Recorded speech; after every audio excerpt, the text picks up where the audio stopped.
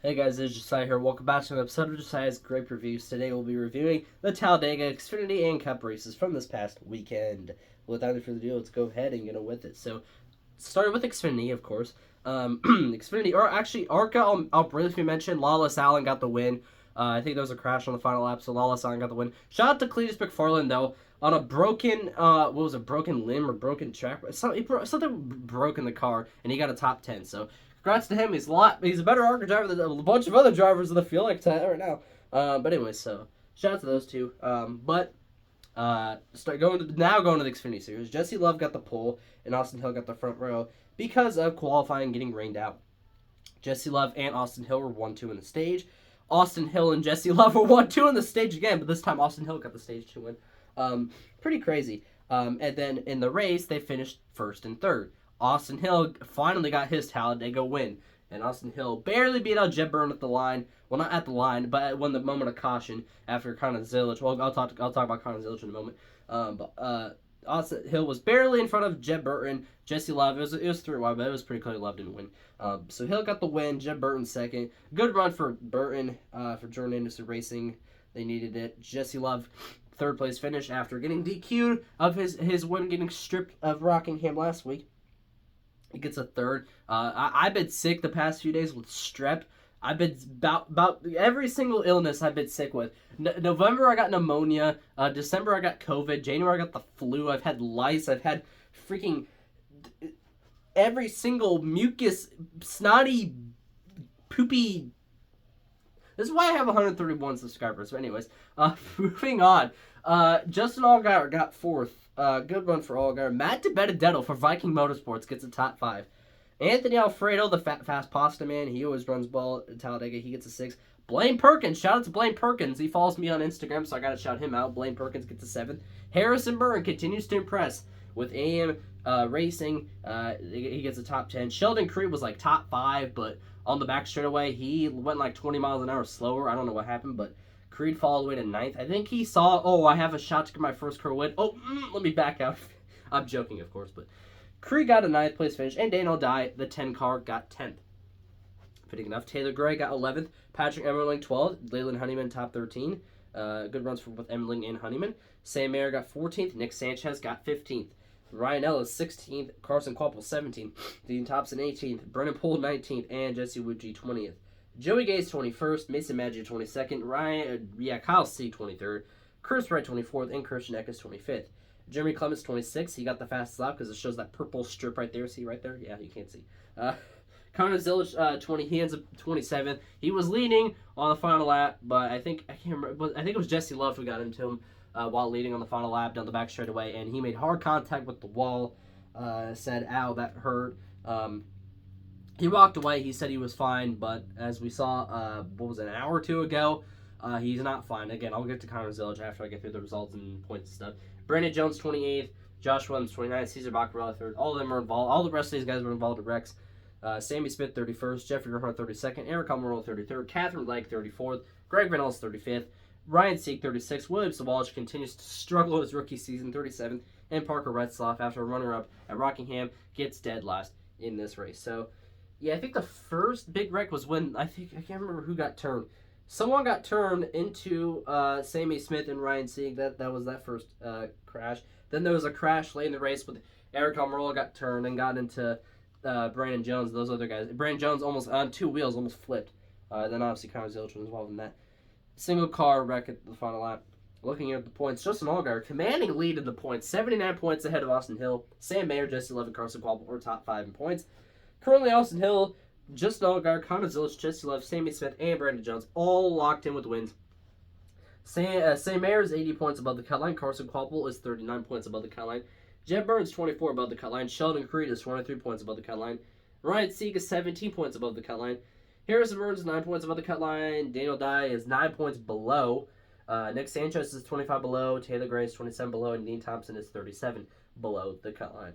I mentioned something about Conor Zilic. As we found out about an hour or two ago, Conor Zilic will unfortunately miss this upcoming Xfinity race at Texas due to, I believe it was a lower back injury suffered from the last lap accident at Talladega, obviously. And I know there's a lot of controversy. Should they have thrown the caution? Should they not have thrown the caution? I was a bit skeptical.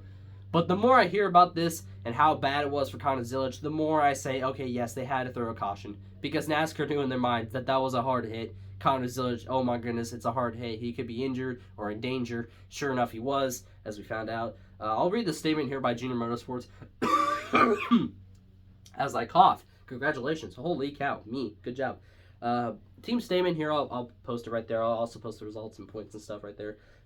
Kyle Larson will sub for Connor Zilic behind the wheel of the number 88 Chevrolet this weekend at Texas Motor Speedway as Zilic continues to recover from a lower back injury sustained last weekend at Talladega. So prayers up for Connor Zilic. Hope he can make a speedy recovery. I did hear from Bob Pockers that Xfinity has the next 2 weeks off after this weekend at Texas. So Connor Zilic does luckily have some time to heal and hopefully prep for whatever the next Xfinity race is after Texas. I should know that. I'm not a professional. I should definitely not. Okay. What's the next race? I hope if I can get there. It's Charlotte, May 24th. So yeah, he does have 21 days to recover after Texas. He has 21 days. Which, by the way, Texas will be run on my 18th birthday. Can you believe it? I'm turning 18. I'm not acting like an 18-year-old, but I'm 18, and now there's sniffles, and I'm starting to drip. So I will be right back. Holy cow, this is bad. All right, we're back. Can I get an L strip in the chat? Oh, my gosh. Holy cow. Anyways, but now let's go ahead and talk about the Cup race.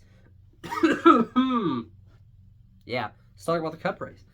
Zane Smith got his first career pole at Talladega. He led the first few laps. Had a pretty solid run. Kyle Larson did end up winning stage number 1, though. Big for him, because, he doesn't do well at super speedways at all. But he got a top 3 at Atlanta, and he got a top 3 here at Talladega, spoiler alert, so good job for him. Bubba Wallace ended up winning stage number 2. Bubba always does good at restricted play test, no surprise. The winner, though, of the race, finally, Team Penske. Can you believe this is their first win of the season for Team Penske? Took this long. And they finally won a restricted play race for the first time since, I'm trying to remember, I can't remember, it's been probably years. But Austin freaking Cindric, he got the win. His third career win, his second at restricted play track, his first since his 2022 Daytona 500 win 3 years ago, which obviously that was when he scored his first career win. It is hot in here.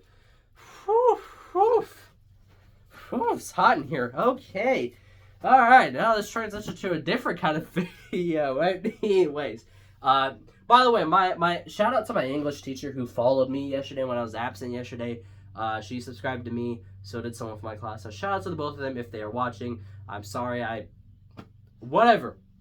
If this is played tomorrow, or if she doesn't see that, I don't know. But shout out, everyone. That's cool. But anyways, Austin Cindric, he got the win. Kyle Larson got second. Ryan Preece crossed the line second, and Joey Logano crossed the line fifth. But both of them were disqualified. Both with spoiler issues. I think, if I'm trying to remember, I think Ryan Preece had 3 spoiler rims on the back of the car, which you're only supposed to have 2. So, yeah, he got DQ'd, unfortunately. That would have been his best career finish, runner-up. He almost won. It wasn't really a photo finish. There was lap cars, and Austin Cindric kind of took advantage of the lap cars and was barely able to edge out Preece. But anyways, I'm sorry. Logano also had something. I think he had a missing spoiler hub or something with something missing with the spoiler, and he got DQ'd. Both of them are not appealing. Both Team Penske and RFK, both of them are not appealing. So, interesting enough. So, both of them finished 38th and 39th, respectively. Or Preece at 38th and Logano in 39th. Now let's look at the finish results. Cindric got the win. Larson, runner-up finish. William Byron, third. Team Hendrick was pretty solid in this race. Noah Gragson, fourth. He's 31st of second in the point standings. He needed this. And Chase Elliott, a top 5, too. Chase Elliott qualified 30th. He also had a speeding penalty. I don't know what the heck is wrong with Chase Elliott and the 9 team and penalties on pit road, because it's supposed to be one of the best. It's pretty much the reason why Chase Elliott won the 2020 championship. Is Jackman. Remember when he went to the car and then got a penalty and then, I'm going to get penalized. I'm going to go back to the wall. So, don't know what's going on there. But still, a top 5 finish for him. Pretty solid. Carson Ozavar, top 10. I think that's his first top 10. I don't know if that's his first top 10 since Atlanta. I don't know. But Don't fact check me on that. I could be wrong, but he gets a 6th after some bad. He's had fast cars. He just doesn't have the finishes to show for it because something goes wrong. But finally, he gets a good finish. 6th place for him, not bad. Alex Bowman gets 7th. All 4 Hendrick cars finished top 7. Not too shabby. Bubba Walls, again, pretty good at restricted place. He got an 8th place finish.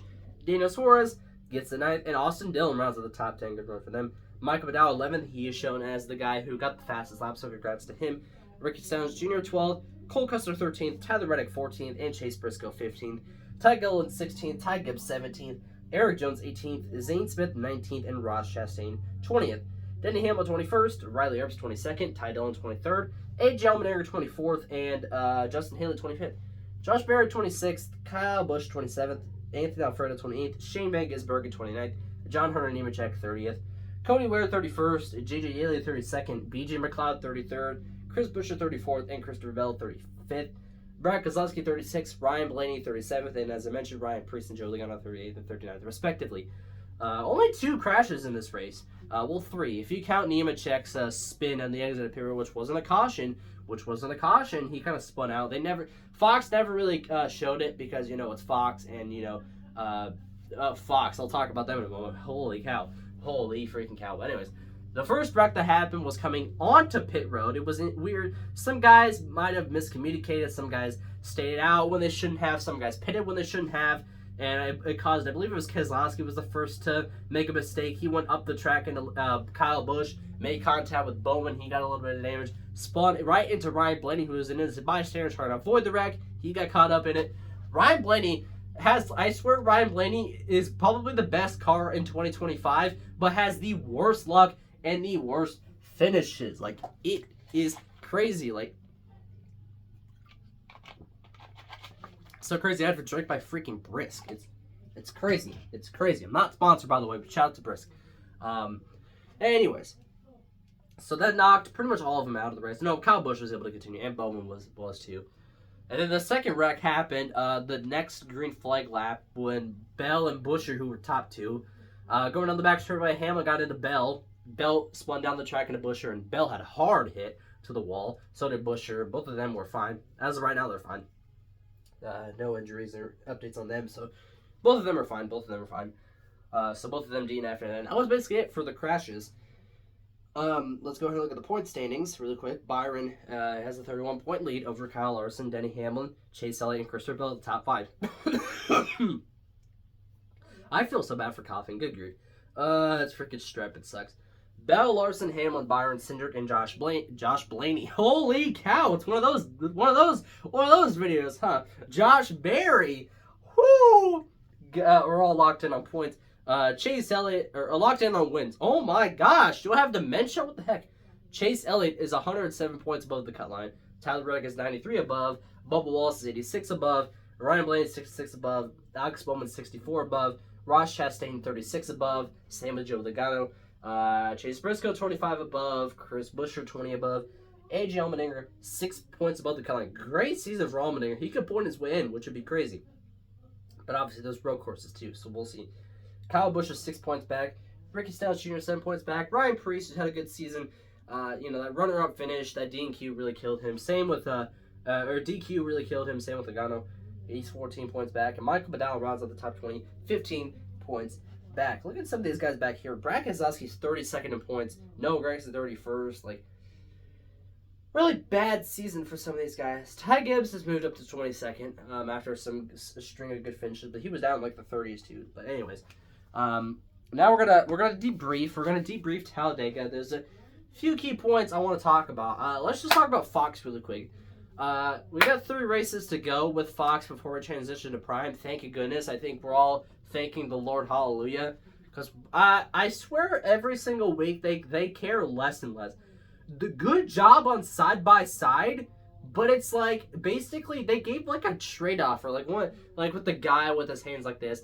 The thing was okay, you receive freaking side by side commercials, but we are forced to give you 2 commercial breaks with less than 15 to go.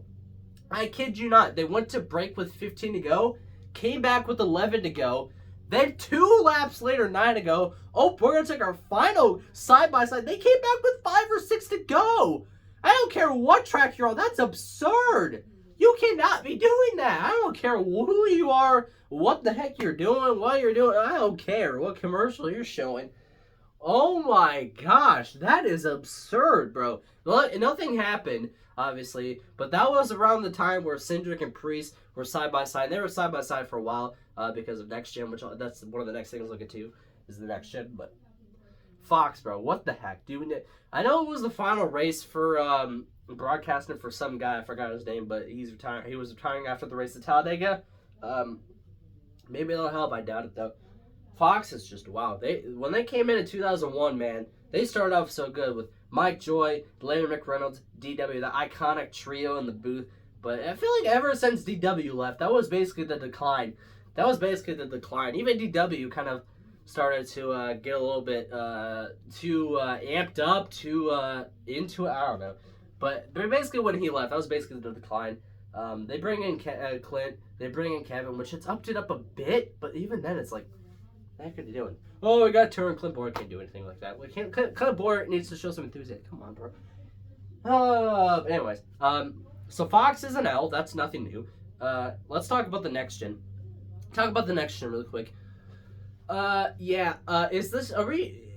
we all agree this Next Gen, the changes need to be made? Nobody likes this Next Gen. Can we say nobody likes this Next Gen? Because, like, I don't. Like, this, okay, on 1.5 miles, okay, it's great. Next Gens are great on 1.5 miles. Everyone else, it sucks. Road courses, maybe it's kind of good. Short tracks, it sucks. And restricted play racing, it's not bad, but it's not good either. It's not like what once was. Like, remember that the 2019 restricted play racing, that was chef's kiss. That was peak. That spring Talladega race in 2019 was absolute peak, like the glory days of NASCAR, and it was even better because Chase Elliott won the race, so it was even better for me because I'm an LA fan. But like, what the heck is wrong? Because like, all the race is now, this was Talladega in a nutshell. Like, okay, you see 3 or 4 wide racing, which I in my mind is great racing. That controversial take, I like that. But why they're doing it is like, it's fuel saving. It's pure fuel saving. And then once they go conservation mode, you think, oh, it's gonna be, the intensity's gonna go up to 1,000. It goes, we bring that gauge down. Baby. Like, see what I mean? So much so that I had to blow my nose, you see? Oh, man. Good freaking grief. I would totally edit this out, but you see, I'm lazy, and you know that. So it's like, you're just gonna have to deal with it, you know? You're just gonna have to deal with it. I'm so sorry. But anyways, or if someone would love to be an editor, because my guy Crispy Bacon, you know who Crispy Bacon is. If you follow me on Instagram, you do. But he's too fat to do stuff. So, anyways, but not the point. When they do go full gas mode, then it's like we're back to double file or single file, and it's like no one's making moves like they are. Like, that was like the final like 10, 15, 20 laps in a nutshell.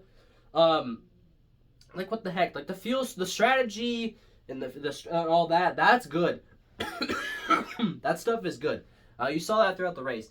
You saw it in the end with like 15, 20 to go when the Toyotas were charging, and Ross Chastain threw a big block on Denny Hamlin. That basically broke up the Toyotas. I think Bubba Wallace was the only Toyota to finish inside the top 10. I think it was the only Toyota to finish inside the top like 15 or 20 or something like that.